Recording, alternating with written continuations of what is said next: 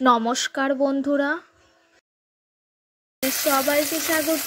আজকে আমি বানিয়ে দেখাবো মসুর ডালের পাতুরি।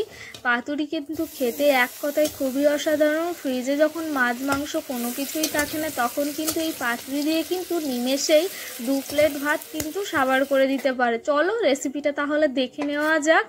দেখো আমি একটা বাটি নিয়ে নিয়েছি। আমি এখানে কিছুটা পরিমাণ দেখো আমি ডাল নিয়ে নিয়েছি। এটা আপনারা অবশ্যই পরিমাণ মতো নেবেন, আপনাদের যেমন পরিমাণ দরকার আপনার সেরকম পরিমাণে নেবেন। এখানে দেখো ভালোভাবে কিন্তু আমি ভিজিয়ে রেখেছি প্রায় 10 মিনিটের কাছাকাছি। এটাকে ভালোভাবে ভিজতে দিতে হবে, না হলে কিন্তু শিলবাটায় ভালোভাবে বাটতে অসুবিধা হবে। এবার দেখো আমি যেহেতু কুমড়ো পাতায় পাতুরি করব, তাই দেখো বাগানে চলে এসেছি। আর দেখো কুমড়ো পাতাগুলো কিন্তু আমি আস্তে আস্তে করে তুলে নিচ্ছি। তুলে নেওয়া কিন্তু অলরেডি হয়ে গেছে। আর এই দেখো বালতির জল আমি পাতাগুলো কিন্তু ভালোভাবে কিন্তু আমি পরিষ্কার করে নিচ্ছি, কারণ পাতার গায়ে কিন্তু অনেক নোংরা থাকে। এবার দেখো পাতাগুলো ধুয়ে নেওয়া কমপ্লিট হয়ে গেছে। এবার দেখো আমি একটা বাটি নিয়ে নিয়েছি, এর মধ্যে নিয়ে নিচ্ছি লবণ দিয়ে এটাকে ভালোভাবে 5 মিনিটের জন্য রাখবার। এদিকে দেখো ডালটাকে বেটে নিচ্ছি, বেটে নেওয়া কমপ্লিট। এবার দেখো একটা বড় সাইজের লঙ্কা নিচ্ছি।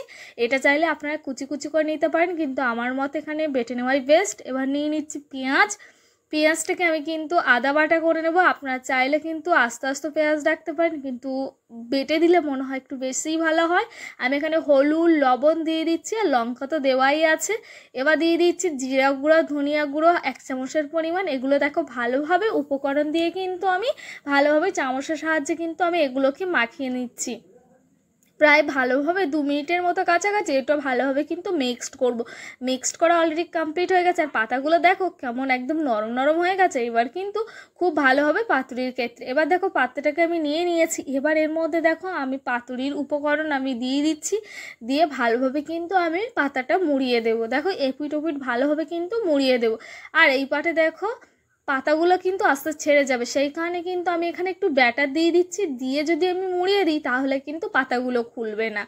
আপনারা চাইলে প্রত্যেকটা পাতায় প্রত্যেকটা সাইডে যদি দেওয়া যায় তাহলে কিন্তু ওই আঠাটা ধরে নিলে আর কিন্তু পাতুরি ছাড়বে না।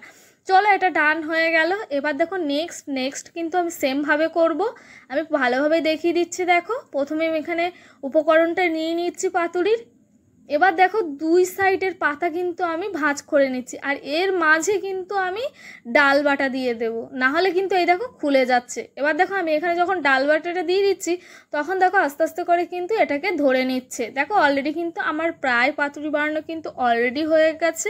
এবার কিন্তু আমি ভেজে নেব। তার জন্য দেখো আমি একটা উনুনে তেল গরম করতে দিচ্ছি কড়াইতে। খুবই অল্প তেলে এটাকে ভেজে নিতে পারবেন।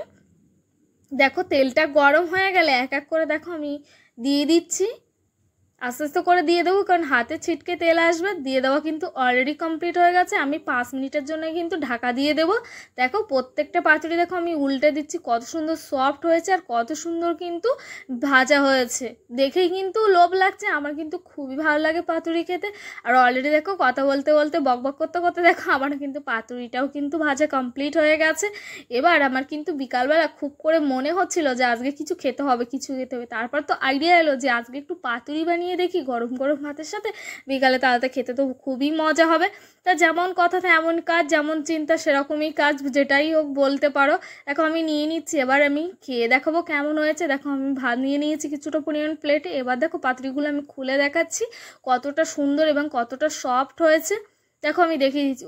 যদি ভালো লেগে থাকে অবশ্যই একটা লাইক কমেন্ট শেয়ার করে পাশে থাকবেন, পেজটিকে ফলো করে। থ্যাংক ইউ সবাইকে।